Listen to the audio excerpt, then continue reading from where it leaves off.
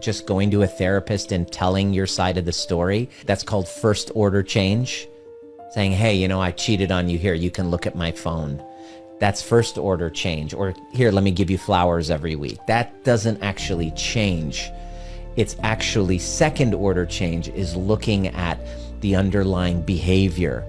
Why I was behaving in this way in the first place. What woundings was I acting out of?